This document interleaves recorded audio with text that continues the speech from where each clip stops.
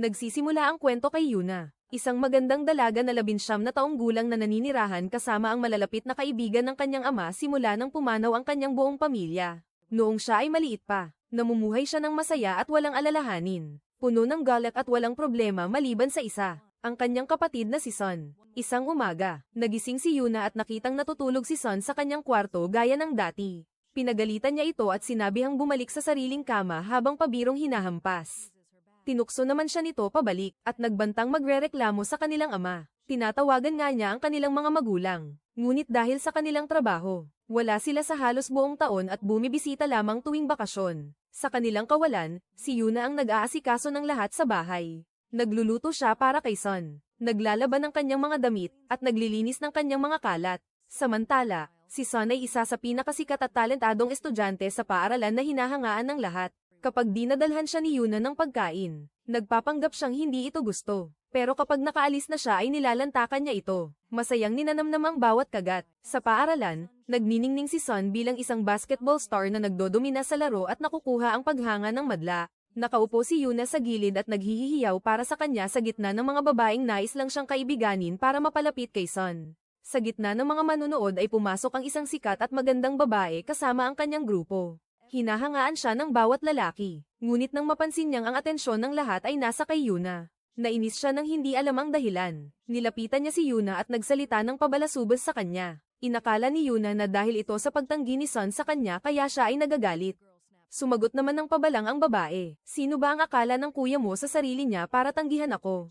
Matapos ang laro, nakita ni Son ang babaeng nanggugulo kay Yuna at nakialam siya. Mahinahon siyang nagtanong sino ang nanggugulo sa kapatid kong si Lana. Napahiya nang malaman na kuya pala siya ni Yuna. Mabilis na humingi ng paumanhin si Lana at lumakad palayo. Bagaman, malinaw na nagsisimula na siyang magkaroon ng nararamdaman para sa kanya. Maya-maya sa araw na iyon, napansin ni Yuna ang isang lalaki sa paaralan na mukhang may sakit. Nakaupong mag-isa habang umiinom ng kanyang gamot. Sa pag-aalala, nilapitan niya ito at inalok ng pagkaing inihanda niya gamit ang sariling mga kamay. Mapilit na pinapakain siya para bumuti ang pakiramdam. Naantig sa kanyang kabaitan, tapat siyang nagpasalamat. Napagtatanto na wala pa siyang nakilalang tulad niya noon. Mula sa sandaling iyon, hindi na niya siya makalimutan. Samantala, may isang umaaligid sa paligid ng paaralan. Lihim na kumukuha ng mga larawan ni Yuna at Son ng magkasama. Nagpapahiwatig ng darating na gulo. Pagkatapos ay nagmamadali si Yuna sa klase. Dumating ng huli bago matapos ang leksyon. Napansin ito ng guro pero hindi siya ipinahiya. Hinayaan siyang maupo ng tahimik.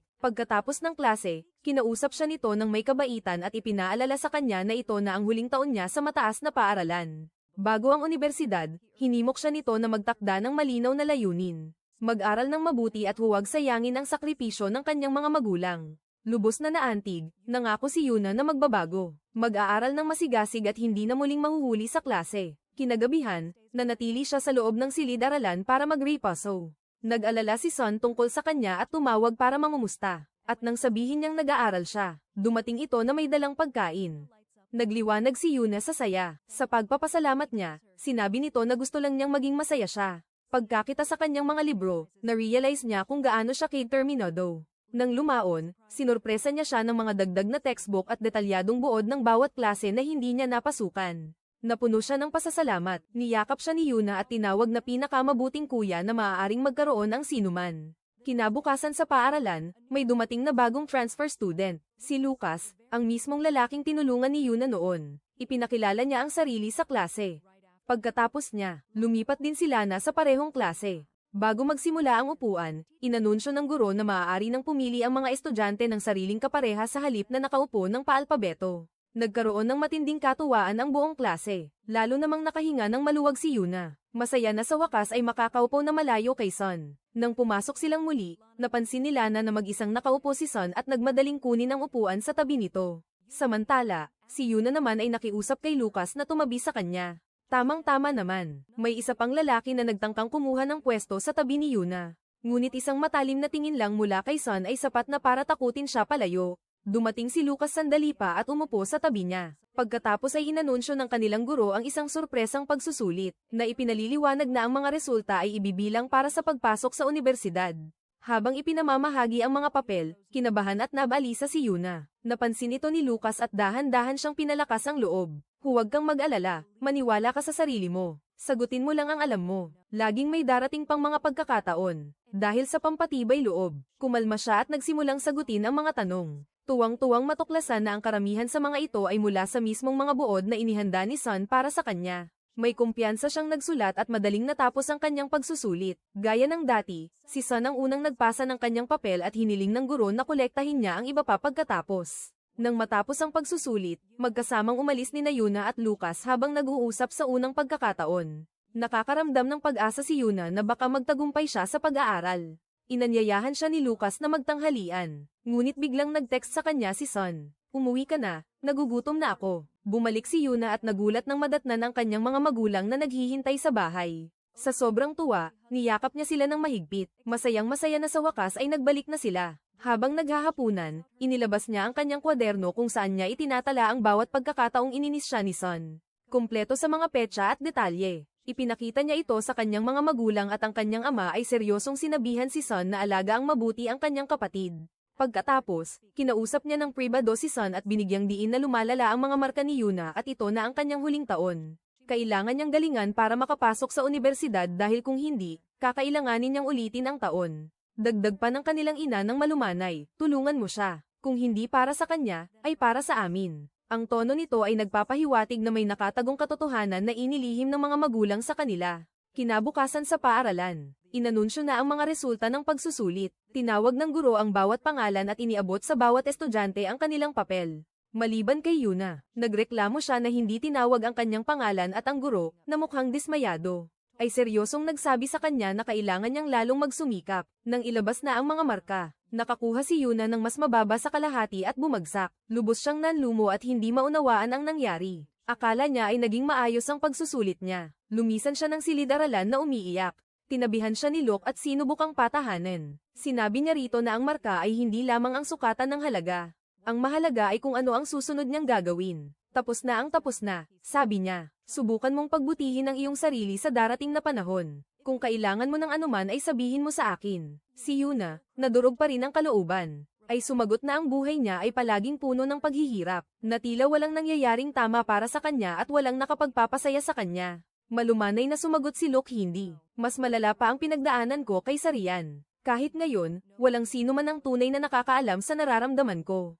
Inaliw siya ni Yuna at sinabing palagi siyang nagmumukhang malakas at tila maayos ang lahat tungkol sa kanya. Pagkatapos ay may isiniwalat si Luke na ikinagulat niya. Iyan ang problema, palagi akong nakikita ng mga tao na ayos lang. Ngunit pansamantala lamang ang mayroon ako. Mayroon akong sakit sa puso.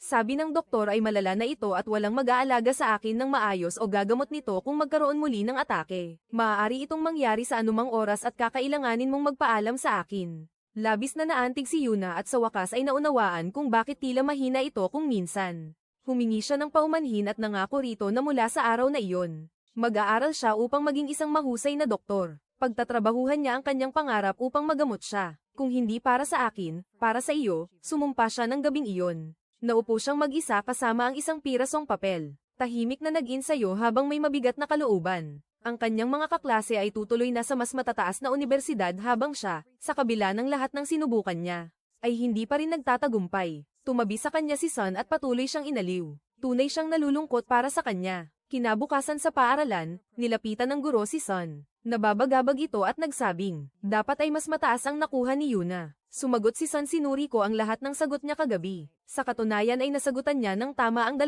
tanong. Ngunit hindi siya nabigyan ng puntos para sa mga ito. Nagulat ang guro at nagtanong kung paano nalaman ni Sun. Iminungkahi ni Sun na payagan ng guro si Yuna na kumuha muli ng pagsusulit sa harap nito. Ang markang makukuha niya doon ang dapat maging tunay niyang score. Pumayag ang guro at nag-ayos ng muling pagsusulit na nasa parehong antas ng orihinal na test. Kinabahan si Yuna, natatakot na mapahiya muli, ngunit pinatibay ni Sun ang loob niya at kinuha niya ang pagsusulit ng mahinahon habang nagbabantay ang guro. Nang matapos siya, inamin sa huli ng guro na nagkamali ito. Muli niyang sinuri ang orihinal na papel nito at na-realize na siya ay talaga namang nabigyan ng maling marka ng hindi patas. Sa muling pagsusulit ay nakakuha siya ng mataas na score at lahat ay namangha sa biglang pagbabago. Pagkatapos ay magkasamang naglakad pa uwi sina Sun at Yuna. Nagpasalamat siya sa ginawa nito at sinabi naman nito ng may pagmamahal. Hindi ka bobo, kapatid kita. Hindi ko nahahayaang may mang-insulto o manukso sa iyo muli. Matalino ka, alam ko na yan noon pa.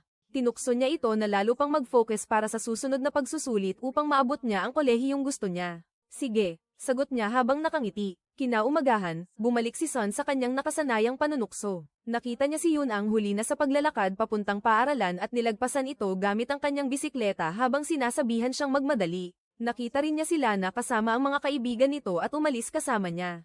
Hinayaang magpatuloy si Yuna patungong paaralan. Sa oras ng klase, tinawag ng guro si Yuna upang sagutin ang isang tanong sa komposisyon. Ngunit pinagalitan siya pagkatapos. Bakit hindi mo ipinasa ang sinabi mong ipapasa mo? Hindi ka ba ang tipo na hihinto na sa pagiging pabaya? Nakatayo si Yuna na hiyang-hiya sa harap ng klase at hindi makasagot.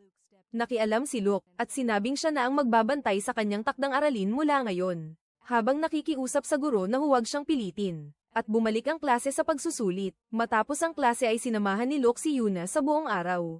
Na tumutulong sa kanyang pag-aaral at nagpapaalala ng mga bagay-bagay. Naging matatag siyang suporta nito. Isang araw habang nagpipay. Hindi nakakain si Yuna at nagsimulang manghina. Habang tumatakbo ay nawalan siya ng malay at napahawak sa kanyang tiyan. Nagpanik si Lana at tinawag si Son, na nagmamadaling lumapit ng may takot. Binuhat siya at dinala sa klinika ng paaralan. Nang magkamalay na si Yuna, marahang pinagalitan siya ni Son dahil sa pagiging pabaya at hindi pagkain. Paglaon ay nanatili si Luke para makipag-aral sa kanya. Alam ni Yuna na hindi lang dahil sa pakitang tao ang pagpunta ni Luke. Tunay ang pag-aalala nito. Samantala, naging magulo ang nararamdaman ni Son. Naisip niya ang isang kinabukasan kung saan sila ni Yuna ay mamumuhay ng normal na magkasama.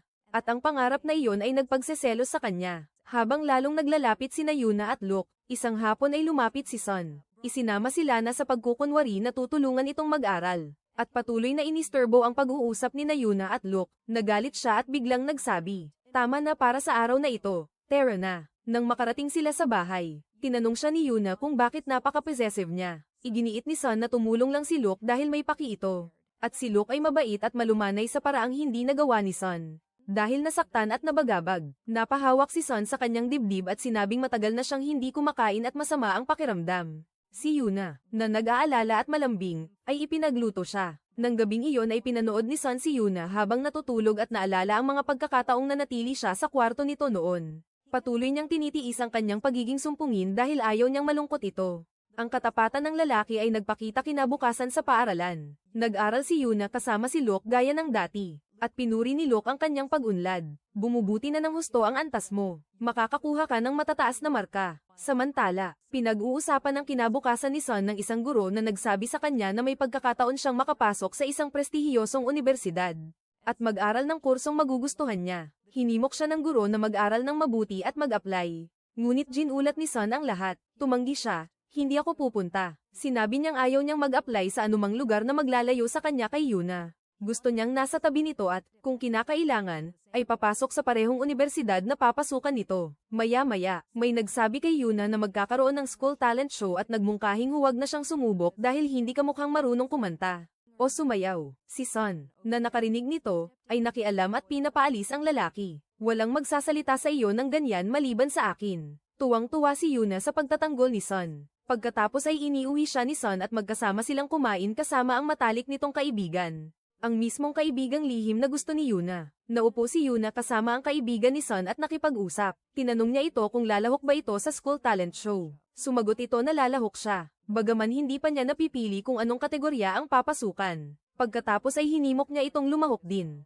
Tinitiyak sa kanya na magtatagumpay siya sa anumang susubukan niya. Ang kanyang mga salita ay nagpuno sa kanya ng saya at determinasyon. Nagpasya siyang dapat siyang sumali. Pagka-uwi niya ay nagsimula siyang mag-ensayo ng pag-awit. Ngunit ang boses niya ay sobrang pangit, parang tili. Pumasok si Son at nanukso. Iyang boses mo ay parang iyak ng salagubang. Iyan ang tinatawag nilang pagpapahirap sa tenga. Nahihiya pero hindi sumusuko. Sinubukan ni Yuna na gumuhit na lang. Nahuli siya muli nito at kinutya. Gumuhit ng baboy at sabihing sariling larawan. Doon ako maniniwala sa iyo. Masakit ang mga salita nito at nagdadabog siyang umalis sa inis. Kinabukasan sa paaralan ay nagtago siya sa banyo ng mga babae. Nag-iisip kung may talento ba talaga siya. Nahanap siya roon ni Lana at tinanong kung bakit siya nagtatago. Ipinaliwanag ni Yuna na ang banyo lang ang tanging lugar na hindi siya masusundan ni Son para makapag-isip ng payapa. Iminungkahi ni Lana na bumuo sila ng grupo at magtatanghal ng magkasama.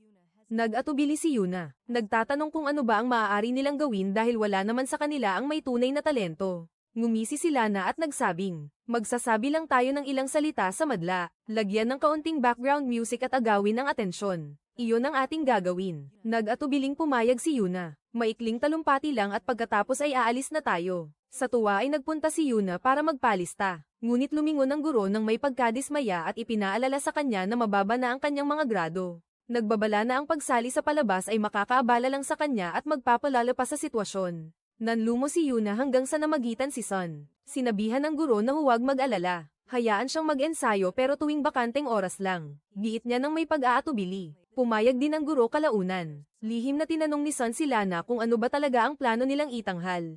Ayaw niyang mapahiya si Yuna sa harap ng lahat. Nangako si Lana na siya na ang bahala rito at hindi hahayaang masaktan si Yuna. Habang sila ay nag-uusap, biglang hinawakan ni Sun ang kanyang tiyan. Hindi makagalaw sa kaba, ay nalalayan siya ni Lana at tinulungang makauwi nang makita siya ni Yuna sa ganoong kalagayan. Nagpanik siya at pinahigi siya sa kama. Dinalhan siya ng gamot at napansin ang tumataas niyang lagnat, kaya nanatili siyang gising magdamag sa tabi nito at pinupunasan siya ng bimpong pampalamig.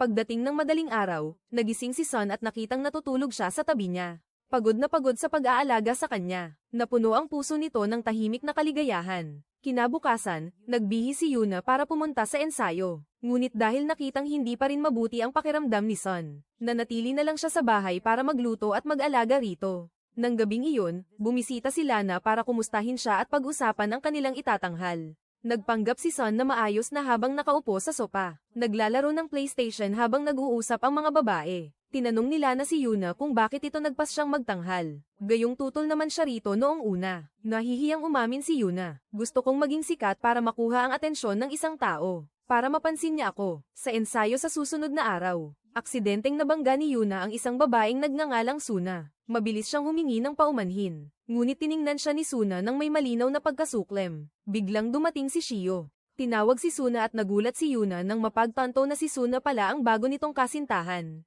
Natigilan si Yuna nang hindi alam kung ano pa ang halaga ni Shio sa kanya. Sa labas, hinayla ni Suna si Shio sa gilid at pagkatapos ay hinarap si Yuna. Kapatid ka ni Sun, di ba? Sa totoo lang, wala kang pagkakahawig sa kanya. Narinig kong magtatanghal ka sa talent show. Payo ko sa iyo, huwag na para hindi ka mapahiya. Ang gagawin nyo ay magiging katawa-tawa lang. Sa sandaling iyon, dumating si Sun at sumabat. Ang isang tulad mo ay walang karapatang pagsalitaan ang kapatid ko ng ganyan. Dahil lang ba mas maganda ang mga labi mo kaysa sa kanya? O baka isa ka sa maraming babaeng tinanggihan ko? Namula si Suna at hindi nakasagot, at nagdabog na umalis kasama si Shio.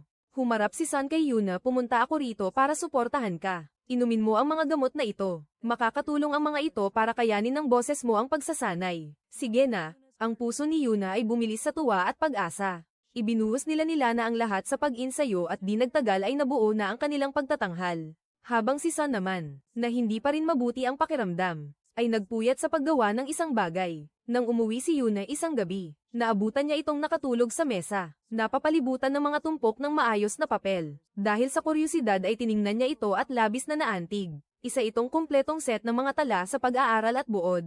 Nagpuyat siya buong gabi para ihanda ito para sa kanya. Maingat na inayos para maintindihan niya ang lahat. Isinakripisyo niya ang kanyang kalusugan para lang sa kanya. Nang gabing iyon ay masayang naupo si Yuna. Isinasaulo ang script na kanyang itatanghal. Ngunit nagsimula siyang mag-alala. Ilang araw nang hindi pumapasok si Luke sa paaralan. Tinawagan niya ang telepono nito at sumagot ang ama nito ng may kabigatan. Sinabi nito sa kanya na nasa intensive care si Luke at hindi nila alam kung makakaligtas ba ito. Nang inag si Yuna at nagpumilit na kailangang makita siya kahit nakalagitnaan pa ito ng gabi. Siya lang ang tanging nanatili sa tabi ko. Nagpalakas ng loob at sumuporta sa akin. Hindi ko siya iiwan hanggang sa magising siya. Nag-alala si Sun pero dahil tapat ay pumayag din. Mabilis niyang kinuha ang kanyang bisikleta. Sa sobrang pagmamadali ay naiwan pa ang isa niyang tsinelas. At dinala siya sa ospital. Doon ay itinanong ni Yuna kung saang kwarto naroon si Luke at nahanap ang ama nito na nakaupo sa tabi niya. Ikaw siguro si Yuna, sabi nito. Sa gulat ay itinanong niya kung paano nito nalaman. Ipinaliwanag nito na mula nang makomatose si Luke, wala na siyang ibang binanggit kundi ikaw. Malinaw na napalapit na siya sa iyo. Sa kabila ng bintanang salamin ay nakita ni Yuna ang maputlang mukha ni Luke. Sa kanyang maselang kalagayan, ang mga luha ay umagos sa kanyang mukha. Bakit ba lahat ng mahal ko ay laging nasa Syra? Bulong niya.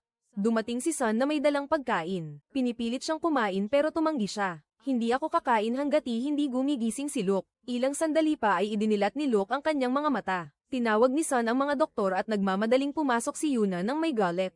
Ang unang nakita ni Luke ay siya. Pinagalitan niya ito ng mahinhin. Sinabi ko sa iyong maghintay hanggang sa maging doktor ako at mapagaling kita, bakit hindi mo tinupad ang pangako mo? Mahinang ngumiti si Luke, pasensya na. Pero walang masamang mangyayari. Maghihintay ako na maging pinakamagaling kang doktor at gamutin mo ako mismo. Nagtawanan silang dalawa habang nawawala ang kaba. Pumasok din si Sun. Gaman ang loob at ninais ang kanyang mabilis na paggaling. Pauwi na sila nang makaramdam si Yuna ng pasasalamat. Tila mas malalim na ang pagmamalasakit ng kanyang kuya sa kanya. Sa bawat araw na lumilipas, muli siyang nag-focus sa talent show. Walang pagod na nagsasanay. Nang dumating na ang takdang araw, nagsuot siya ng formal na damit. Handa nang magtanghal pero pinigilan siya ni Sun. Ano bang suot mo? Magpalit ka ng uniforme sa paaralan. Hindi bagay sa iyo ang suot na iyan. Naiinis na lumabas si Yuna, suot pa rin ang kanyang uniforme. Sa palatuntunan, nahiya siyang makita ang lahat ng ibang mga babae na nakadamit ng napakaganda. Habang siya ay mukhang simple lang sa kanyang uniforme. Pagkatapos, ang tagapangasiwa ay umakyat sa entablado at nag-anunsyo. Ngayong araw ang taunang pagdiriwang ng paaralan. Lahat ng pagtatanghal ay dapat nasa wastong uniforme. Biglang na-realize ni Yuna na pinoprotektahan lang siya ni Sun mula sa kahihiyan. Isa-isang nagpalit ng uniforme ang iba pang mga kalahok din upang maging pantay sa entablado. Sa likod ng tabing, kinakabahang naghanda sina Yuna at Lana. Malugod silang pinatibay ni Sun. Ngunit biglang natuklasan ni Yuna na nawala ang kanyang script. Nangako si Sun na hahanapin ito. At naalala niyang naiwan niya ito sa silid-aralan. Tumakbo siya para kunin ito. Pero bago siya bumalik ay tinawag na sila ng guro. Huli na kayo na ang susunod. Humakbang sila paakyat sa entablado. Nanigas si Yuna sa takot at hindi makagalaw. Maayos na inilabas ni Lana ang kanyang script at nagsimulang basahin ang kanyang bahagi ng may kagaanan. Nanatiling tulala si Yuna sa entablado. Pilit na inaalala ang mga linyang kanyang isinulat. Umalingaw-ngaw ang tawanan mula sa mga manonood. Ang ilang bata ay nagsisimula ng humadyak-jak. Huminga siya ng malalim. Nag-ipon ng lakas ng loob at tinalikuran na ang script. Mula sa puso ay nagkwento siya ng kwentong inimbento niya sa sandaling iyon. Mga bahagi ng kanyang totoong buhay na tinahi sa isang simpleng salaysay. Si Sun na nanonood mula sa gilid ay natigilan. Mahusay siya. Inilabas niya ang kanyang telepono at nirecord siya. Ang mga manonood ay nakinig ng mabuti at nabighani. Nang matapos siya ay nagpahayag ng malakas na palakpakan ng buong bulwagan. Pagkatapos ng palabas, pinuntahan ni Yuna ang guro para kunin ang kanyang pagsusulit sa klase. Mga resulta mula sa nakaraang bahagi. Ang alam niyang malamang ay bumagsak siya dahil hindi siya sapat na nakapag-aral. Kinuha niya ang papel ng resulta at umuwi na. Dumaan si Sun para pasayahin siya. Tinutokso siya gaya ng lagi niyang ginagawa. Ngunit sa pagkakataong ito wala siya sa mood at pinalabas siya ng kanyang silid. Binuksan niya ang sober. Tinitigan ang kanyang mga marka at naramdaman ang sakit. Sa labas ay nanonood si Sun ng drama sa kanyang telepono. Ang linyang isa kang kabiguan, wala kang magawang tama, ay pumasok sa loob ng pinto. Akala ni Yuna ay siya ang pinatutungkulan nito. Lumabas siya ng galit at sinigawan siya. Pagkatapos ay tumakbo sa kanyang silid. Kinaumagahan sa paaralan. Pinahinto sila ni Shio at pinuri ang pagtatanghal ni Yuna. Sinabing hanga talaga siya rito. Ang puso ni Yuna ay nagalak. Ito naman talaga ang kanyang tunay na layunin sa simula pa lang. Ang makuha na sa wakas ang kanyang atensyon. Habang nakatayo sila roon, isang grupo ng mga babae ang dumaan. Nagbubulungan at tinatawag siyang bigo. Nainis si Lana. Hinayla si Yuna palapit at sumagot. Parang inggit lang iyan para sa akin. Mas magaling siya sa inyo at nagustuhan siya ng madla. Hinayla ni Yuna si Lana palayo. Huwag kang magpaapekto. Maayos lang ako, sabi niya. Habang pinapakalma siya ng gabing iyon, naupo si Sun kasama si Yuna at mahinang nag-usap. Kailangan mong palakasin ang loob mo at gawin ang imposible para maabot ang pangarap mo. Imposible, bulong niya. Kung paanong hindi ka marunong magluto, hindi rin ako makakakuha ng mataas na grado. Ako ay ako pa rin, walang masyadong mahirap. Sabi ni Sun, patutunayan ko ito. Sumugod siya sa kusina, porsigido at sinubukan ng isang recipe mula kay Chef Zator. Inihanda niya ang pagkain at buong pagmamalaking dinala ito sa kanya. Ngunit nilampasan siya ni Yuna. Hindi ako gutom. Nang umalis siya ay tinikman ito ni Sun. Nangiwi at napabuntong hininga sa ginhawa. Buti na lang at hindi siya kumain, sabi niya sabay tapon nito sa basura. Pumunta si Yuna sa ospital para makita si Luke. Mukhang mas mabuti na ang kalagayan nito. Nagbiro pa ito na mayroon siyang dalawang balita, isang mabuti at isang masama. Ang mabuti muna. Sabi niya, may isang doktor sa Estados Unidos na kayang gamutin ang aking karamdaman. Kung gayon ay sige na, pilit niya. Magpagaling ka at bumalik ka sa amin ng ligtas. Iyon ang masamang balita, mahina niyang sabi. Aalis na ako bukas, baka hindi na kita muling makita. Pero huwag kang mag-alala, magvi-video call ako sa iyo araw-araw, dagdag pa niya. Nga pala, ang pagtatanghal mo sa talent show ang nagbigay inspirasyon sa akin na magpatuloy. Sandali, paano mo iyon napanood?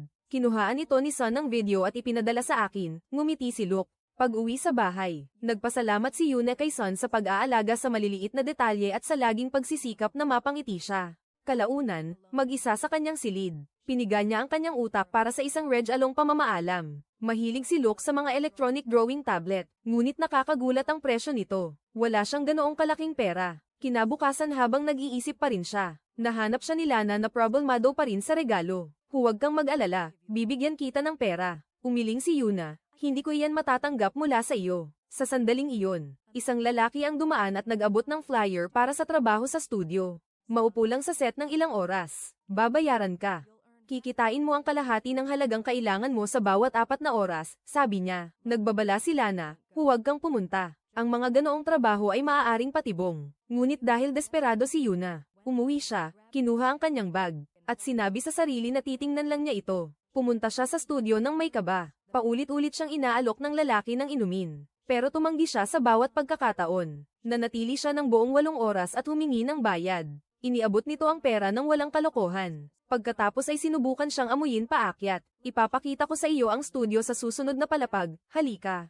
Hindi, mariing sabi ni Yuna. Aalis na ako, at naglakad palabas. Habang si Sun naman ay nagpapanik, tinawagan niya si Lana. Hindi nito nakita si Yuna pero nahulaan kung saan ito nagpunta. Mabilis na sumugod si Sun at nahanap ang lugar. Pero wala roon si Yuna. At nakita ang keychain nito sa sahig malapit sa pinto. Tumindi ang kaba habang naghahanap sila ni Lana kahit saan. Samantala, si Yuna ay sumakay ng taxi pauwi. Nasusuka siya sa biyahe. Takot na siya sa mga sasakyan simula pagkabata. Nang mahimasman siya, isinend niya ang live location kay Sun para masando siya nito. Dumating itong balisa at hinihingal at iniuwi siya sa bahay. Pinapakalma siya hanggang sa gamaan ang pakiramdam. Humingi siya ng oras na mapag-isa. Hinayaan niya itong magpahinga. Kinaumagahan, nagising si Yuna at nakitang nakaupo si Sun sa tabi niya. Patawad, sabi niya. Hindi ko na uulitin ang ganoong bagay. Mabuti, tugon nito ng may kahinhinan. Sapat nang alam mong nagkamali ka. Lumipas ang mga araw at gabi hanggang sa natapos na ang semestre. Lumabas ang mga resulta gaya ng inaasahan. Nanguna si Sun sa buong paaralan at nakatanggap ng mga alok na scholarship mula sa bawat unibersidad. Bumuti na ang mga grado ni Yuna. Naging mahusay siya habang katabi ang kanyang kapatid.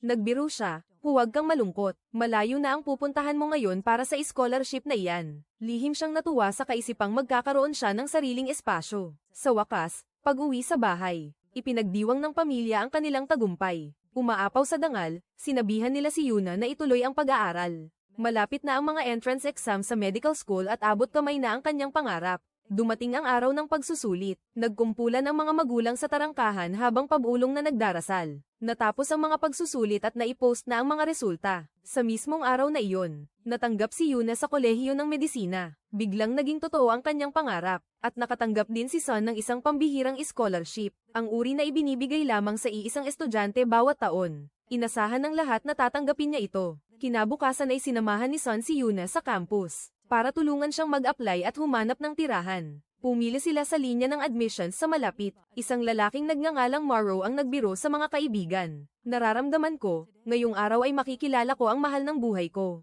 Mahal ng buhay mo, pangungot siya nila. Hindi ka nga makahanap ng pera para sa tanghal iyan. Tinanggihan ka na ng 1,000,000 babae. Tigilan mo na iyan. Nang dumating ang turn ni Yuna, nagpasa siya ng mga papel para sa medisina. Nakita ng staff si Sun at nagtanong, "At ikaw, gwapo, ano ang kurso mo?" "Kapatid ko lang siya na naghahatid sa akin," sabi ni Yuna, pero inilabas ni Sun ang sarili niyang acceptance letter at nagparehistro para sa computer Science at Information Systems. Natigilan at nasaktan si Yuna. "Kaya gagawin na naman natin ito. Gaya noong high school, nirerespeto lang ako ng mga babae dahil kapatid mo ako. Lumalapit sila sa akin para lang mapalapit sa iyo. Sa wakas ay nakatakas na ako sa bangungot na iyon. Gigising ba uli ako rito?"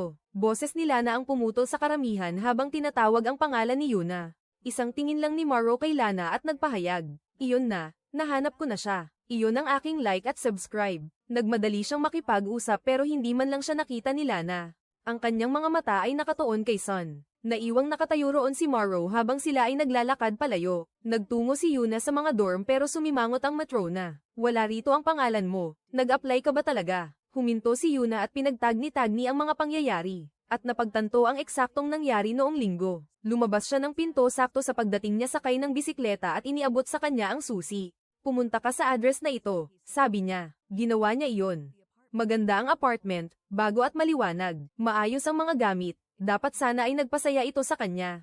Pero ang tanging gusto niya ay distansya. Para huminto siya sa pag-aligid at pagpapakalunod sa kanya. Para walang makaalam na kapatid niya siya. Kinabukasan sa campus, pinanood ni Yuna at Lana si Sun na nag-insayo sa field.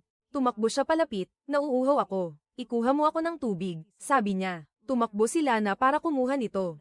Sinulyapan ni Yuna ang kanyang orasan. May lecture pa siyang dapat puntahan. Naglalakad si Yuna sa loob ng campus nang hindi sinasadyang mabangga ang isang babae na nahulog ang mga libro at naupo para pulutin ang mga ito. Ang pangalan niya ay Mila. Tapat na humingi ng paumanhin si Yuna, at lumapit si Sun para tiyaking maayos siya. Na-curious si Mila. Tinanong ang pangalan ni Yuna at ipinakilala niya ang sarili. At binanggit na si Sun ay kanyang kapatid. Ikinagagalak ko kayong makilala, sabi ni Mila. Pagkatapos ay nag-abot ng kamay para makipagkamay kay Sun. Pero binaliwala niya ito at naglakad palayo. Nang malamig, naisip ni Yuna sa sarili. Sayang naman, napakabastos. Sa loob ng klase, ang ibang mga estudyante ay mabilis na nalaman na si Yuna ay kapatid ni Sun. At hindi sila tumigil sa pagtatanong sa kanya tungkol dito. Labis itong nagbigay disturbo sa kanya. Samantala, pumunta si Sun sa silid-aklatan para mag-aral at sumulpot si Mila na tumabi sa kanya. Sinubukan niyang magsimula ng usapan at mapalapit, pero binaliwala niya itong muli. Nang hindi siya tumigil, tumayo siya at biglang umalis. Nainiwan siyang bigo, sa ibang lugar. Naghihirap si Lana sa usaping pinansyal. Nag-live siya sa TikTok para humingi ng suporta. Pakiusap, pindutin ang screen. Ituloy ang pagpindot. Kinabukasan, magkasamang naglalakad sina Yuna at Lana nang makakita sila ng kuting na naipit sa loob ng gulong ng bisikleta. Hindi makagalaw ang kawawang nilalang. Nagmadali silang tumulong, pero dalawang babae sa malapit ang kinukunan sila ng video. Kumbinsido, sinadya ni Yuna at Lana na ilagay ang pusa roon. Nagawa nilang mahugat ng malaya ang kuting at natuklasang bali ang binti nito. Kaya dinala nila ito sa veterinaryo. Pagkatapos gamutin, sabi ng doktor ay, iuwi muna ito sa inyo. Makakahanap din ako ng mag-aampon dito agad. Kaya iniuwi ni Yuna ang kuting sa bahay kahit alam niyang takot na takot si Sun sa mga pusa. Tinukso niya siya rito na nagpatalon sa kanya sa takot. Nang gabing iyon ay pumunta si Lana para tumambay. At nagtungo si Sun sa kanyang kwarto para magpahinga. Nang buksan niya ang kanyang telepono ay nagulat siya. Ang video ng kanilang pagliligtas sa kuting ay na-edit para magmukhang pinahihirapan nila ito. Ito ay nag-viral na at pinauulanan sila ng mga insulto at galit ng mga estranghero. Sinabi ni Sun kay Yuna, kailangan nating ayusin ito bago ka pasaktan ng sinuman o tawagin sa kung ano-anong pangalan. Huwag ka munang pumasok sa paaralan. Pero determinado si Yuna, hindi. May mga mahahalaga akong dapat gawin. Papasok ako sa paaralan. Biniro siya ng lahat ng kanyang madaanan. Ang pressure ay hindi na matitiis. Hanggang sa lumapit si Mila at pinakalma siya. Naniniwala ako sa iyo. Alam kong hindi mo magagawa ang ganoong bagay. Huwag kang mag-alala. Malilimutan din ito ng mga tao. Gayunpaman, si Sun ay hindi kontento. Oo, malilimutan ng mga tao pero hindi dahil may sala siya, kundi dahil lilinisin ko ang pangalan niya. Nang gabing iyon ay kumuha siya ng video kay Yuna na nagpapaliwanag ng eksaktong nangyari. Ipinakita pa na ang kuting ay buhay at maayos. Pero walang naniwala, pinaratangan nila siyang nagtatakip lang. Kinabukasan ay nagkaroon ng ideya si Sun. Muli niyang ginawa ang buong eksena bilang isang palabas na nagpapakita kung paano ito nangyari sa katotohanan. In-upload niya ito online at sa loob ng ilang oras, naintindihan ng lahat ang katotohanan. Ang sisi ay nalipat sa dalawang babae, na siyang nag-record ng nakaliligaw na video. Isang may-ari ng restaurant na nakakita sa video ay nagtanong kung maaari niyang ampunin ang kuting. Pumayag si Yuna at dinala ito sa kanya. Naging lokal na tanyag ang pusa. Pumupunta ang mga customer para lang makita ito. Isang araw sa restaurant, nagkasalubong sina Mila at Yuna nang hindi inaasahan. At tila tunay na masaya na mas mabuti na ang kalagayan niya. Pero kalaunan ay nagbabala si Sun kay Yuna. Hindi tama ang babaeng iyan, huwag kang lalapit sa kanya. Nagtanong si Yuna kung bakit at bumulong lang siya. Kakaiba ang nararamdaman ko tungkol sa kanya. Samantala, nagsanay ng mabuti si Sun kasama ang kanyang mga kakampi. Ang kanyang pagsisikap at disiplina ay humanga sa coach. Kaya naman itinalaga niya si Sun bilang kanilang kapitan. Ikinagalit ito ng ilang kakampi. Lalo na ang isa sa kanila ay anak ng coach. Nagsimulang lumago ang hinanakit sa kabilang panig. Naramdaman nila na naiipon ang kanyang mga gastusin. Nagsimula siyang mag-apply ng trabaho sa kung saan-saan. Si Yuna naman, sa kabilang banda, ay naging mahusay sa kanyang mga klase. Palagi siyang pinupuri ng mga propesor. Pagkatapos ng isang lecture, kinausap siya ng isang propesor nang may paghimok na sinasabihan siyang ipagpatuloy lang ang pagsisikap. Pero nag-vibrate ang telepono ni Yuna. Nakatanggap siya ng balita na may nangyari kay Sun. Nagmamadali siyang umalis nang hindi man lang humihingi ng pahintulot. Habang nag-insayo, sinubukan siyang hamanin ng mga naiinggit na kakampi ni Sun hanggang sa pisikal na siyang saktan. Pero dumating ang mga administrador at inawat ang away. Binigyan ng parusa ang mga may pananagutan. Kinabukasan, nagsimula ang Inter-University Basketball Tournament. Nakatakdang maglaro ang koponan ni Sun at dumating si Yuna para mag-cheer sa kanya. Dumating din si Mila, kasama ang kanyang kapatid na lumabas na may-ari ng pinakamalaking sports club sa bansa. Sa sandaling makita niya si Yuna, natigilan siya at namangha sa kanyang kagandahan. Napansin ito ni Mila pero nanatiling tahimik. Sa court, pinangunahan ni Sun ang kanyang koponan gamit ang matatalas na utos. Sinunod nila ang kanyang estratehiya. Paulit-ulit na umiskor at dinurog ang kalabang panig. Pagkatapos ng laban, ang mga pamilya ng kanyang mga kakampi ay lumapit para humingi ng paumanhin sa pagdududa sa kanya. Nang matanto ang kanyang tunay na talento, binigyan siya ni Mila ng mga bulaklak para batiin siya. Pero binalewala niya ito. Sa halip ay pinuntahan sina Yuna at Lana. Habang masayang nag-uusap, si Mila na ayaw sumuko ay inanyayahan siyang maghapunan. Pero tinanggihan niya ito ng malamig. Kalaunan sa pag-uwi sa bahay, nakatanggap si Yuna ng balita na ang isa sa mga kumpanyang inaplayan niya ay tinanggap siya. Gusto nilang pumunta siya kinabukasan para tapusin ang mga papeles. Labis ang kanyang tuwa, pati na rin si Sun nang makita siyang sa wakas ay nakangiting muli. Kinabukasan, pumunta si Yuna sa kumpanya para sa kanyang job interview. Ang may-ari ay lumabas na si Migo, ang kapatid ni Mila, pero walang kaalam-alam si Yuna tungkol sa koneksyong ito. Nagsalita siya ng may kabaitan, nabasa ko ang iyong resume at nagustuhan ko ito.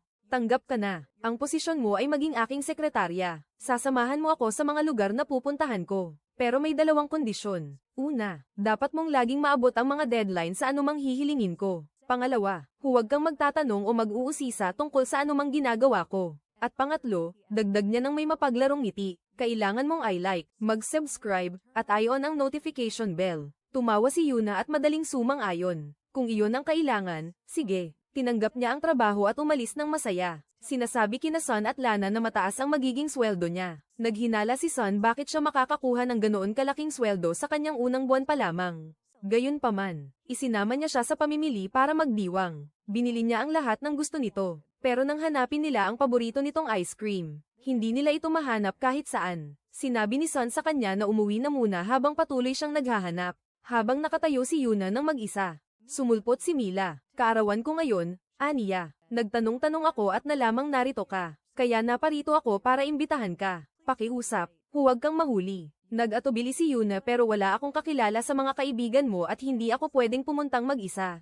Tiniyak sa kanya ni Mila, huwag kang mag-alala. Kilala mo ako at ako ang host. Sapat na iyan. Sumabat si Lana. Kung pupunta siya, sasama ako sa kanya. Ngumiti si Mila, mas marami, mas masaya. Nang gabing iyon, naghanda sila at pumunta sa party. Nandoon ang lahat at nagpapakasaya. Binigyan ni Yuna si Mila ng regalo at malugod siyang binati. Pero pagkatapos ay hinayla siya ni Mila sa isang tabi. Sumama ka sa akin, may gusto akong ipakita sa iyo. Dinala niya si Yuna sa kanyang kwarto at nagpatugtog ng isang recording. Isiniwalat ng tape ang isang nakakagulantang na katotohanan. Ang pamilya ni Sun na pinag-uusapan ang tunay na magulang ni Yuna. Hindi lang nila siya basta inampon gaya ng lagi niyang pinaniniwalaan. Pinatay nila ang kanyang tunay na ina at ama. Gumuho ang mundo ni Yuna. Napahagulgol siya at mabilis na lumabas. Nasabi na nila na kay Sun ang nangyayari at nagmadali itong pumunta.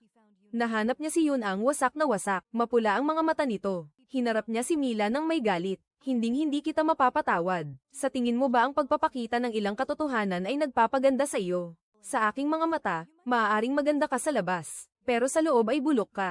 Nakakadiri ka. Naglakad siya palayo at naiwang walang maimik si Mila. Sa pag-uwi, hinarap ni Yuna si Sun. Sabihin mo sa akin ang totoo. Nakita ko ang lahat. Totoo ba ito o hindi? Sinubukan siyang kalmain ni Sun. Pero tumanggi siyang pahawakan dito. Huwag kang lalapit sa akin. Hindi ko na ito tahanan. Paano ko ito matatawag na tahanan matapos ang nalaman ko? Pinatay niyo ba ang tunay kong mga magulang? Tinrato niyo ba ako ng mabuti para lang pagtakpan ang inyong kasalanan?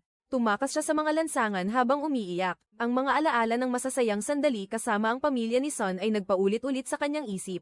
Pero ngayon, lahat ay tila mga kasinungalingan. Naglagalag siya hanggang sa sumapit ang gabi. Umiinom para lunurin ang sakit. Isang grupo ng mga lalaki ang nakakita sa kanyang nakaupong mag-isa. Sinubukan nilang harasin siya. Hinihila siya patayo at kino-corner siya. Nang hawakan siya ng isa sa kanila, dumating si Sun na sumisigaw at nakipaglaban sa kanila. Pinrotektahan niya ito habang tumatanggap ng sunod-sunod na suntok, hanggang sa may dumaan na tumawag sa pulis. Nagpanik ang mga lalaki at nagsitakas. Nasalo ni Sun si Yuna bago pa ito bumagsak at binuhat siya pauwi. Kinaumagahan, nagising si Yuna na nakitang natutulog si Sun sa tabi niya. Tahimik pa ring nagbabantay. Dahan-dahan siyang umalis para mapag-isa. Sa sobrang bigat ay tinawagan niya si Luke, desperadong may makausap. Sa sandaling sumagot ito ay napahagulgol siya. Hindi ko na alam ang gagawin, humihikbi niyang sabi. Malumanay siyang pinakalma ni Luke habang nagtatanong kung anong nangyari. Pero ang tanging nasabi niya ay gusto lang niyang makinig ito. Sa sandaling iyon, pumasok ang doktor ni Luke sa silid. Narinig ni Yuna ang mga salitang tila humiwa sa kanya gaya ng talem. Humihingi ako ng paumanhin sa pagbibigay sa iyo ng pag-asa kanina. Lumala na ang iyong kondisyon. Kailangan mo ng heart transplant. Kung hindi, ito na ang iyong mga huling araw. Natigilan si Yuna sa sindak, dahil tila ito na ang katapusan ni Luke. Samantala ay nagising si Sun at hindi nahanap si Yuna sa tabi niya. Patuloy niya itong hinahanap, pero nakaalis na siya ng bahay. Sinabi niya sa sarili na ang perang dala nito ay hindi magtatagal ng higit sa ilang araw. Kaya malamang ay tumutuloy siya sa kakilala. Tinawagan muna niya si Lana para tingnan kung kasama niya si Yuna. Pero sinabi ni Lana na hindi niya ito nakausap man lang.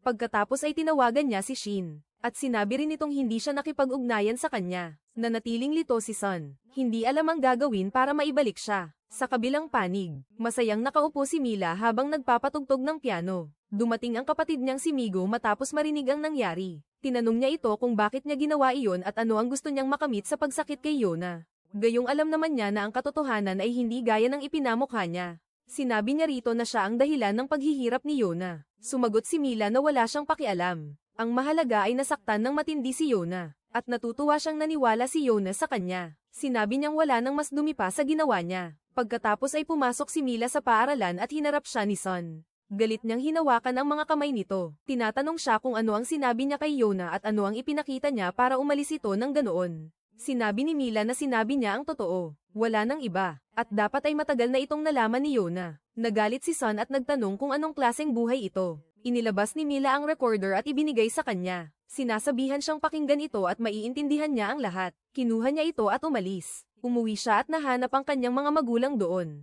Nag-aalala dahil lumaya si Yona sa bahay. Tinanong nila siya kung ano ang nangyari at ano ang nagpaalis dito. Sumagot siya sa pamamagitan ng pagtatanong kung mayroon ba talaga silang anuman na may kinalaman sa pagkamatay ng kanyang pamilya. Ang lahat ay natigilan sa gulat. Sinabihan siya ng kanyang ama na itigil ang paniniwala sa gayong kalokohan at hanapin ang kanyang kapatid at ibalik siya. Lumabas ang anak at naghanap sa kung saan-saan. Nagtatanong sa bawat lugar at sa bawat kalye. Ngunit wala siyang nahanap. Nagpadala rin ang kanyang ina ng mga mensahe kay Yona habang umiiyak.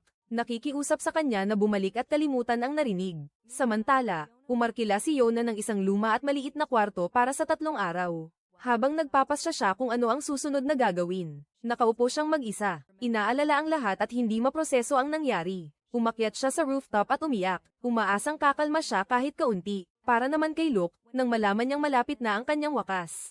Nagpasya siyang wala na siyang mawawala. Lumabas siya ng ospital at bumalik sa kanyang bayan. Sa sandaling dumating siya ay pinuntahan niya si Yona. Nang makita siya nito ay naging masaya ito ng husto. Dahil sa wakas ay mayroon na siyang makausap. Niyakap niya ito at natuwa rin siyang makita ito. Pagkatapos ay dinala niya ito para ipakita kung saan siya tumutuloy ngayon. Napansin agad ni Luke kung gaano kasama ang naging sitwasyon nito. Luma ang kwarto at nabubuhay lamang siya sa wala kundi mga instant noodles. Dinala niya ito sa isang kainan para ilibre. Dahil kakabalik lang nito, siya ay nagtanong kung kumusta na ito at kung bumuti na ang kalagayan nito. Sinabi niya rito ang lahat ng tapat, ngunit hindi pa rin perpekto ang buhay. Sinabi niya rito na huwag mag-alala. Gagaling din siya agad pagkatapos nilang kumain. Pumunta si Yona para magbayad at napagtanto ni Luke na iyon na ang huling perang mayroon siya. Pagkatapos nilang umalis, nagpaalam si Yona at sinabing uuwi na siya. Ngunit sa katotohanan, tapos na ang 3 araw niya sa inarkilang kwarto at wala na siyang ibang mapupuntahan. Sa huli, ay naupo siya sa bangkita dahil wala na siyang matitirhan. Habang sinusubukan niyang matulog, may isang pulubi na lumapit sa kanya at sinabi sa kanya na umalis sa pwesto nito. Natakot siya at naglakad palayo, habang patuloy na nag-iisip kung saan siya pwedeng pumunta. Ayaw niyang maging pabigat sa kahit na sino. Mas pipiliin pa niyang matulog sa kalsada kaysa pumunta sa isang tao at makiusap na patuloyin siya. At makaramdam na siya ay nakakaabala. Tunay na marangal ang kanyang pag-uugali. Pagkatapos ay nagkaroon siya ng ideya at pumunta sa gusali ng dorm. Sinabi niya sa ginang doon na may gusto lang siyang ibigay ng mabilis sa kanyang kaibigan at aalis din agad. Pinatuloy nila siya at naupo siya sa hagdan para magpahinga. Ngunit dumaan muli ang ginang at nakita siya. Kaya dinala nila siya para suriin kung may ninakaw siya. Nakilala siya ng ginang at sinabing, "Hindi ba ikaw ang babaeng nag-apply dito noon at binura ng kapatid mo ang pangalan mo? Tatawagan ko siya ngayon din para sunduin ka." Tinawagan niya ito at dumating agad ang kapatid para kunin si Yona. Samantala, tinawagan din ni Yona si Luke para pumunta rin. Unang dumating ang anak at tinapos ang lahat. Tiniyak niya ang kaligtasan nito at pagkatapos ay inilabas siya. Sinabi niya rito na hindi na niya kayang wala ito at nakiusap na bumalik na sa bahay. Nangako siyang sasamahan ito at patuloy na maghahanap hanggang sa mahanap nila ang katotohanan ng magkasama. Ngunit tumanggi pa rin si Yona na bumalik. Sakto namang dating ni Luke at tinawag siya. Ayaw ng anak na sumama siya rito. Sinabi niya kay Luke na ito ay usaping pamilya at hindi ito dapat makialam. Ngunit binalewala siya ni Yona at umalis kasama ni Luke. Labis na nagalit ang anak pero wala siyang magagawa. Naglakad ng magkasama sina Luke at Yona. Tinanong siya ni Luke kung bakit hindi niya sinabi agad na tapos na ang oras niya sa tinutuluyang kwarto. At wala na siyang ibang mapupuntahan. Sinabi niya, "Ituturing mo ba akong dayuhan? Halika, ikukuha kita ng hotel." Ngunit tumanggi si Yona at sinabing hindi niya hahayaang bayaran nito ang anuman. Nagmungkahi siya ng isa pang ideya na tumira na lang ito kasama niya. Sinabi niya rito na huwag mag-alala. Gagawa sila ng kasunduan na maaari itong manatili sa kanyang lugar kapalit ng pagluluto para sa kanya. Sa ganitong paraan, makakatipid siya sa gastos at hindi ito magiging pabigat. Pumayag si Yona at sumama sa kanya. Kinabukasan, tila normal ang lahat habang nagsisimula silang mag-almusal ng magkasama. Nagulat sila nang may kumatok sa pinto. Binuksan ito ni Yona at nakita ang anak na nakatayo. Doon, pumasok siya sa loob at nagsimulang makipag-usap sa kanya. Patuloy niyang pinipintasan ang luto nito ng sinasadya para lamang hindi ito magtagal sa bahay ni Luke. Nainis si Yona at pinapaalis siya. Ngunit sinabi niyang hindi siya naroon para sa kanya. Naparito siya para samahan ang kapatid ni Luke. Sinabi niya rito, "Maupo kayo hanggat gusto niyo. Ako ang aalis," at iniwan sila nito at lumabas. Matapos siyang umalis, naupo ang anak kasama ni Luke para mag-usap. Ipinaliwanag niya ang lahat at sinabi rito na nararamdaman niyang may mali. Hindi niya maintindihan kung paano nakuha ni Myla ang recording o kung bakit tila totoo ang tunog nito. Gayong wala namang nangyari sa mga iyon. Sinabi ni Luke na mayroon siyang solusyon at sinabihan itong sumunod sa kanya. Umakyat sila sa itaas at ikinonekta ang recording sa computer upang suriin kung ito ay na-edit. Sinubukan nilang i-hack ang data nito ng paulit-ulit hanggang sa wakas ay nagtagumpay sila. Lumabas ang nakakagulat na katotohanan. Ang recording ay sadyang na-edit at maraming bahagi ang binura. Sa wakas ay napagtanto ng anak na hindi ito ang buong katotohanan at mayroong bagay na itinatago sa kanya. Samantala, umuwi si Yona para kunin ang kanyang mga libro at damit upang makapag-aral siya. Nakita siya ng mga magulang ng anak, at napuno ng mga luha ang kanilang mga mata dahil labis nila siyang namimiss. Ngunit tumanggi siyang makipag-usap sa kanila. Sinabi niya sa kanila na kukunin lamang niya ang kanyang mga gamit at tahimik na aalis nang hindi gumagawa ng anumang gulo. Nag-impake siya ng kanyang mga gamit, at dumating ang anak habang ginagawa niya ito. Sa bawat pagkakataon na may inilalagay siya sa bag, inilalabas niya itong muli. Nagalit siya at nagsabi, "Bakit mo ba ito ginagawa? Aalis ako kahit ano pa ang mangyari." Sinabi niya rito na dapat man lang niyang tanungin ang kanyang mga magulang kung ano ang tunay na nangyari at kung ito ba ay totoo. Nagpasya siyang gawin ito at tinanong sila ng direkta. Sinabi nila sa kanya ang lahat. Nila, ang pamilya nila at ang sa kanya ay dati pang mas malapit kaysa sa magkakapatid. Ginagawa nila ang lahat ng magkasama. Mahal na mahal nila ang isa't isa. At upang patatagin ang kanilang samahan, nagtayo sila ng isang kumpanya ng magkasama mula sa wala. Ang lahat ng kita ay hinahati ng pantay. Hanggang sa hinarap ng kumpanya ang isang malaking problema. Bumagsak ang mga stock at nawala ang lahat sa kanila. Labis na sumama ang loob ng pamilya ni Yona. Kaya sumakay sila sa kotse at umalis. Ilang sandali pa ay dumating ang balita na sila ay namatay na. Walang nakaligtas maliban kay Yona. Sinabi ni Yona sa kanila. Ayon sa ulat, ang aksidente sa kotse ay sinadya, na may taong nagnanais na mangyari iyon, at sinabi niyang hindi siya babalik sa bahay. Hanggang sa malaman niya ang buong katotohanan kung sino ang gumawa nito. Iniwan niya sila at hinatid siya ng anak pagkatapos. Sinabi nito sa kanya na iginagalang nito ang kanyang desisyon. Anuman iyon, at malaya siyang gawin ang anumang nais niya. Ngunit hindi nito binabago ang katotohanan na kung kailangan niya ng kahit ano, maaari siyang tumawag at palagi itong laging nasa tabi niya. Tumango siya at nang makarating sila sa bahay, pumasok siya sa loob at agad na sumigaw. Narinig siya ng anak mula sa labas at natatarantang tumakbo papasok. Nahanap niya si Luke na nakahandusay at walang malay sa sahig. Binuhat niya ito at dinala ng diretso sa ospital. Nanatili siya roon hanggang sa maging matatag muli ang kondisyon ni Luke. Habang nasa ospital sila, si Migo na kanyang boss ay tumawag sa kanya at nagtanong kung bakit isang buong linggo na siyang liban. Sinabi niya rito na may mga problema siya at hindi makakarating. At ang kanyang kaibigan ay inatake sa puso at na-ospital. Pinakalma siya nito at sinabihang huwag magmadali, ngunit hindi nagtapos doon ang sitwasyon. Kinabukasan, pumasok ang kanyang sekretarya at sinabi sa kanya na naghihintay si Thomas, ang pinakasikat na doktor sa puso sa buong Amerika at sa mundo. Naupo si Migo kasama nito at nagtanong tungkol sa sakit ni Luke at kung mayroon pa bang lunas. Binasa ng mabuti ni Dr. Thomas ang medikal na ulat ni Luke at nalaman ang eksaktong kondisyon nito.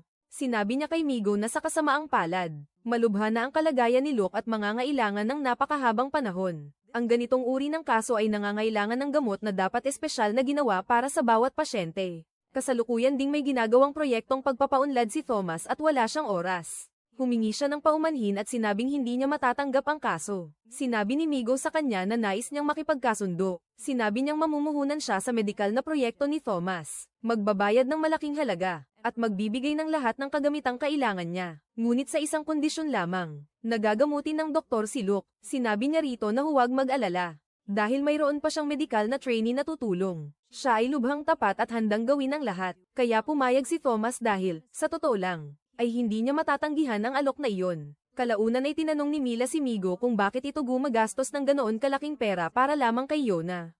Ang sabi niya, sinisikap niyang bawiin ang anumang nawala sa kanya dahil sa kanila at sa idinulot nila sa kanya. Dahil higit pa rito ang nararapat sa kanya. Nainis si Mila. Iniwan siya at naglakad palayo ngayon. Alam kong nagtataka kayo kung ano ba talaga ang ginawa nila para gustuhin nilang ayusin ang lahat.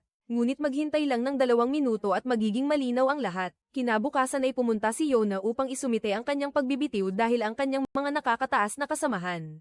At ang mga kaibigan ni Mila ay patuloy siyang ginagambala at pinaparamdam na kasuklam-suklam ang trabaho. Ngunit bago pa siya makapagsalita, sinabi sa kanya ni Migo ang lahat, na kasalukuyang ginagawa ni Dr. Thomas ang paggamot kay Luke, at kapag natapos na ang gamot, ay direktang ibibigay ito sa kanya. Sinabi rin niya sa kanya na siya ang magiging responsable sa lahat at dapat ipadala sa doktor ang anumang kailangan nito. Naging masaya si Yona at nagpasalamat sa kanya. Pagkatapos ay tinanong niya kung ano ang nagdala rito noong umagang iyon. At ang sabi niya ay, wala naman, wala talaga. Nang sumunod na araw ay nakahanap siya ng dorm sa magandang halaga. Inimpake niya ang lahat ng gamit at nagtungo sila ng anak ng magkasama. Tinulungan niya itong ayusin ang lahat at tiniyak na maayos ang lugar. Pagkatapos ay umalis siya ngunit nag-aalala pa rin. Naupo siya sa labas ng gusali, natatakot na baka umalis ito habang hindi siya nakatingin o baka may mangyaring masama rito. Sa loob, naupo si Yona habang binabasa ang kanyang tala-arawan. Inaalala ang lahat ng kanyang pinagdaanan. Patuloy siyang umiiyak dahil hindi siya makalapit sa anak gaya ng dati.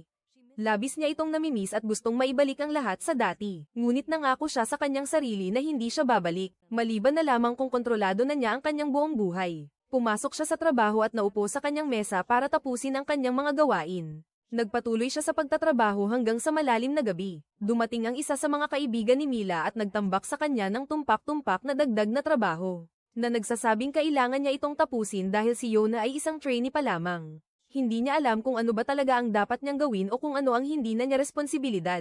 Nagpatuloy lang siya sa pagtatrabaho hanggang hating gabi. Nang sa wakas ay matapos siya at nagsimulang bumaba ng hagdan. Gasgas na gasgas ang kanyang binti at hindi na siya makalakad. Siyempre, kailangang magpakita ng kanyang tagapagligtas. Dumating ang anak at gaman ang loob niyang makita ito. Binuhat siya nito at inihatid pa uwi. Bago siya pumasok sa loob, nakapagpasya na ang anak na ipagtapat ang kanyang nararamdaman. Pinigilan niya ito at sinabing hindi niya maintindihan kung bakit ginagawa niya ang lahat ng ito para sa kanya. Kung bakit nananatili siya sa kalye para maghintay rito. At kung bakit hindi siya makatulog hanggat hindi niya alam na ayos ito. Sinabi niya rito, maging sa iisang lugar lang na kasama ka ay masaya na ako, at iyon ang dahilan kung bakit ko sinasabi ito sa iyo. Mahal kita. Nagulat si Yona, nahiya at nawalan ng kibo. Iniwan niya ito at pumasok sa loob ngunit lihim siyang masaya. Kinabukasan, nang makarating siya sa trabaho, narinig niya ang mismong babaeng nagbigay sa kanya ng mga papel na nagsisinungaling sa manager, na nagsasabing nagpuyat daw ito buong gabi para gawin ang mga iyon.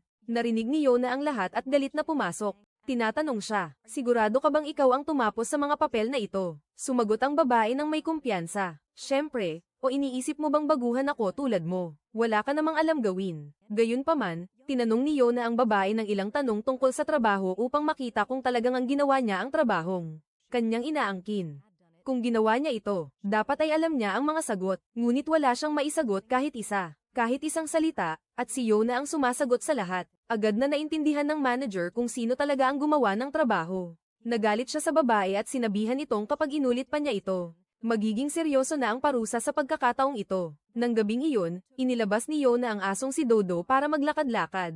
Habang naglalakad sila, nagpakita ang anak at sumabay sa kanila ng sandali. Kinausap niya ito at tinanong kung ano ang sagot nito sa ipinagtapat niya kahapon. Sabi niya, nahiya si Dodo. Sa tingin ko gusto na niyang umuwi, di ba, Dodo?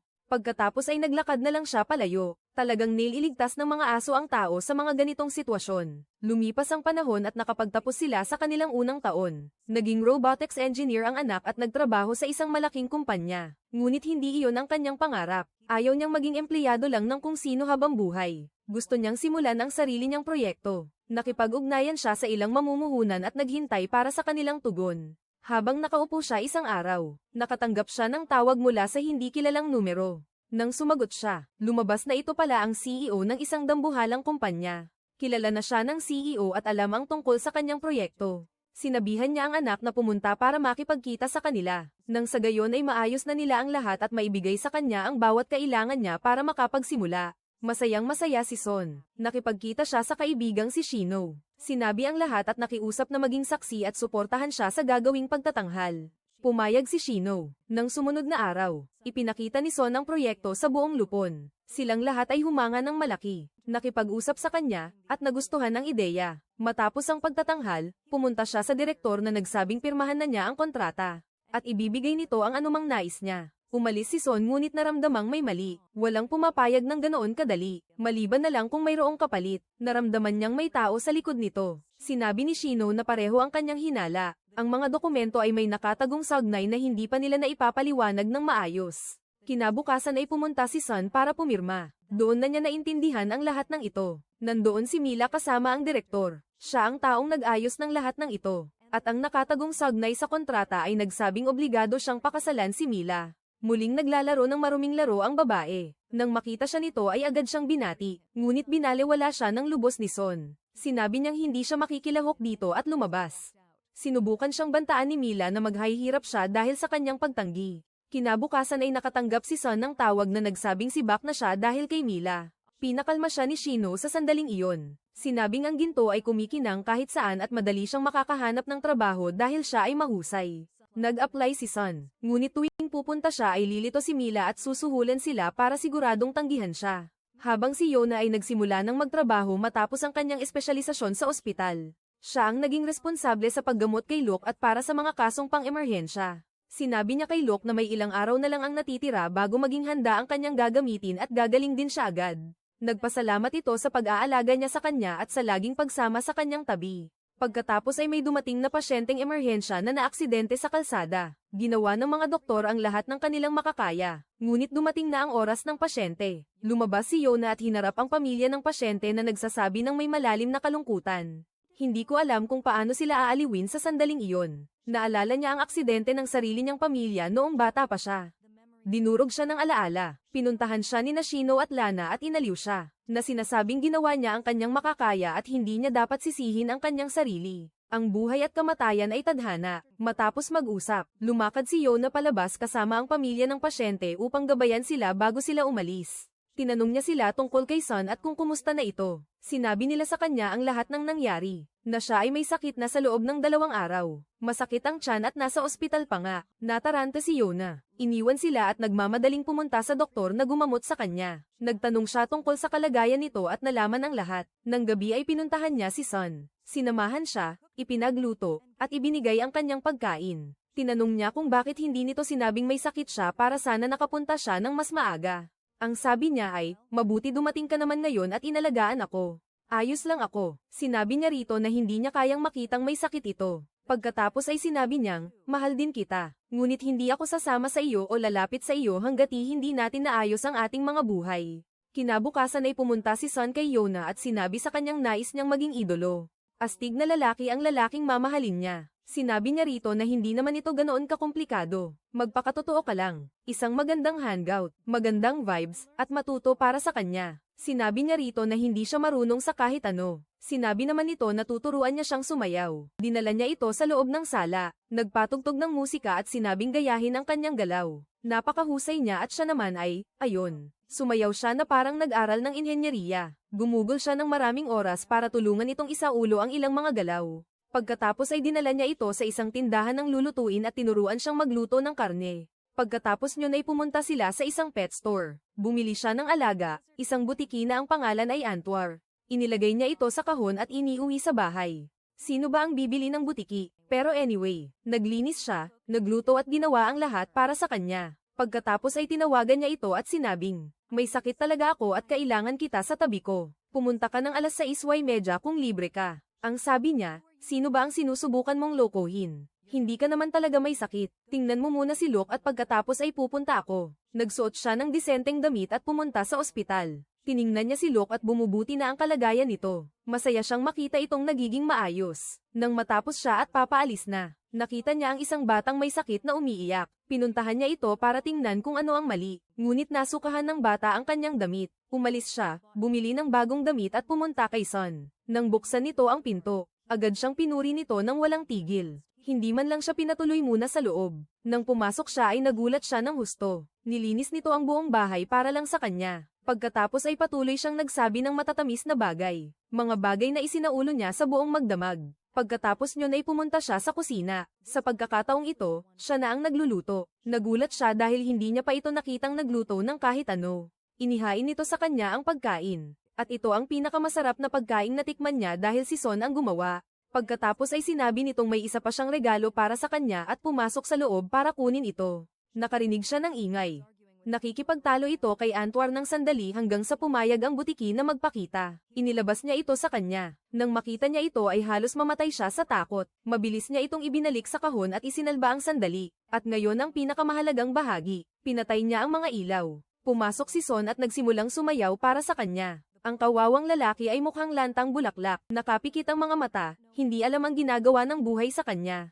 Habang sila ay magkasamang nakaupo, nakatanggap si Yona ng isang tawag sa telepono na pinababalik siya sa ospital. Pumunta siya agad dahil may dumating na namang emerhensya. Isang taong malubhang nasugatan sa isang aksidente. Muli, ginawa ng mga doktor ang lahat ng makakaya nila. Ngunit naulit ang sitwasyon. Hindi nakaligtas ang pasyente. Bumalik ang depresyon ni Yona. Nandoon din sa ospital sina Thomas at Migo. Sinabi nila sa kanya na ang gamutan para kay Luke ay malapit nang matapos at sisimulan na nilang ibigay ang ikalawang dosis. Agad nilang ipinaliwanag ang lahat sa kanya, kung paano gumagana ang gamot at ang sistemang kanilang susundin upang masiguro na tatalab ito. Napansin ni Migo na mukhang malungkot si Yona, kaya dinala niya ito sa tabi upang magkasama ng sandali. Tinanong niya ito kung ano ang problema. Sinabi niya sa kanya na araw-araw may namamatay sa harap ng kanyang mga kamay. Nang pumasok siya sa paaralang medikal, ang pinakamalaking pangarap niya ay magligtas ng buhay. Sinabi niyang tuwing may namamatay, naaalala niya ang aksidente ng kanyang pamilya at nadudurog ang kanyang kalooban. Sinabi niya, pumasok siya sa medisina dahil nais niyang iligtas si Luke, at hindi niya inakalang magiging ganito kasakit ang landas na ito. Inaliw siya ni Migo at sinubukang pakalmayan. Habang nag-uusap sila ay pumasok si Son at nagsabing, nakaupo kayong dalawa ng magkasama. Ayos lang ba ang lahat? Sa sandaling makita siya ni Yona. Tumakbo siya sa kanyang mga bisig at nagsabi, pagod na ako, Son. Dinala niya ito sa labas upang kumalma. Nakinig siya sa lahat at sinabi rito, kung hindi ka pinaliligayan ng medisina, huwag kang mag-alala, mahusay ka at magniningning sa maraming larangan. Kasama mo ako lagi, hindi ako aalis sa tabi mo. Sinabi ni Yona sa kanya na magpapahinga muna siya at iisipin kung itutuloy pa niya o hindi. Kinabukasan ay nakaupo silang magkasama. Habang kumakain si Yona ng isang pirasong cake, bigla siyang nagkaroon ng ideya. Sinabi niya kay Son na nais niyang magbukas ng sariling tindahan ng matamis. Dahil mas mahusay siyang gumawa ng panghimagas kaysa sa karaniwang pagkain. Sinabi ni Son sa kanya na hindi niya maaaring gawin iyon. Nagtanong siya kung bakit hindi. Sumagot ito, dahil hindi ka pinapayagang gumawa ng matamis para sa kahit kanino maliban sa akin. Nang sumunod na araw, sinorpresa siya ni Son dahil nakapag-arkaila na ito ng tindahan. Ginawa ang disenyo at ang mga patalastas, at inihanda ang lahat upang makapagsimula na siyang magtrabaho. Ang maghanap buhay ay tunay na mahirap, Son, ngunit nang bumukas ang tindahan ay bumuhos ang mga mamimili. Isa-isang pinuri ng lahat ang kanyang mga panghimagas. Dumating ang lahat ng kanilang kaibigan upang batiin siya. Dumating din si Luke. Sinabi niya sa kanya na bumubuti na ang pakiramdam niya at matatanggap na niya ang ikalawang dosis sa lalong madaling panahon. Kinain niya ang lahat at inubos ito. Pagkatapos ay tinanong niya ito tungkol kay Son. Kung nakalabas na ba silang magkasama. Agad na nahiya si Yona. Kinuha ni Luke ang kanyang telepono at nirendahan si Son ng mensahe mula sa kanya na nagsasabing gusto niyang makipagkita rito bukas. Para sa kanyang kaarawan, agad na pumayag si Son at sinabing darating siya ng maaga. Pagkatapos ay pumasok si Mila sa tindahan upang asarin si Yona. Pinagtawanan niya ang proyekto at sinabing wala itong silbi. Umorder siya ng tig-iisa sa lahat at umupong naghihintay. Dinala ni Yona ang order sa kanila. At patuloy nila siyang kinutya pati ang kanyang mga panghimagas. Sabi ni Mila, anong uri ng katangahan ito? Dapat ay nagbukas ka na lang ng tindahan ng sapatos. Mas mabuti pa iyon. Nainis si Yona at sinabi sa kanya, kahit ano pa ang gawin mo, gaano mo man subukang hamarang sa aming dalawa, hinding-hindi ka magtatagumpay. Mananatili kang ganyan sa buong buhay mo, kahit pa mabuhay ka ng 100 taon. At siya nga pala, libre na ang pagkain ito. Kainin mo iyan at umalis ka na agad. Ayaw ko nang makita muli ang mukha mo. Hindi ka malugod dito. Nagalit si Mila at umalis. Kinabukasan ay inihahanda ni Yona ang mga regalo para sa kaarawan ni Son. Ginagawa na niya ang huling mga detalye, nang biglang may 2 taong pumasok sa tindahan. Nagsimulang mag-record at itinapon ang lahat sa sahig. Nil-8 nila ang kanyang mga panghimagas. Kinuna ng video ang mga sangkap na ginamit niya, na nagke-claim na ang mga ito ay expired na. Nil-8 siya at ang kanyang tindahan at pagkatapos ay umalis. Naupong wasak si Yona. Pagkatapos ay tumawag si Mila sa kanya at sinabing, sana ay nagustuhan mo ang regalo mo. Agad na naintindihan ni Yona ang lahat at nagsimulang umiyak. Dumating si Son at dinatnan siya sa ganoong kalagayan. Ipinaliwanag niya ang lahat. Tinanong niya ito, bakit mo ginawa ang cake na ito noon? At nagsimula siyang kumain mula rito habang nasa sahig pa ito at umiiyak. Sinabi niya sa kanya, ito ang pinakamasarap na cake na nakain ko sa buhay ko. Magkasama silang naghanda ng bagong cake. Ang isang itong may lasa ng pagmamahal. Muling naging matamis ang buhay. Kinabukasan, pumunta si Son sa kanyang laboratorio. Sa kanyang gulat ay nandoon si Mila. Nakipagkasundo ito sa may-ari ng lab at dumating upang magtrabaho bilang katulong niya.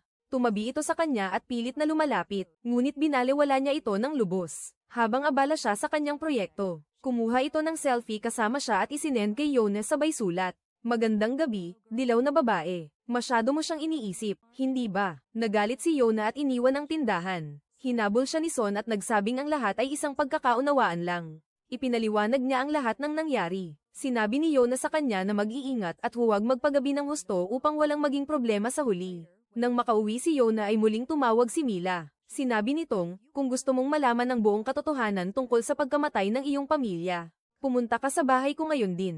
Ibibigay ko sa iyo ang mga orihinal na dokumento. Hindi makapaniwala si Yona kaya ibinaba niya ang tawag. Nirendahan si Son at sinabi ang sinabi ni Mila. Sinabihan niya itong sumunod matapos magsalita ni Mila. Pumunta si Yona sa bahay ni Mila. Nagsimulang magpaliwanag si Mila kasama ang mga ebidensya. Sinabi niyang ang kotse ng ama ni Yona ay sumailalim sa maintenance bago ang aksidente, at ang katulong ng ama ni Son ang siyang naghatid nito. Ipinakita niya ang mga dokumento sa kanya na nagpapatunay na ang lahat ng stocks ng kumpanya ay naging kanya na.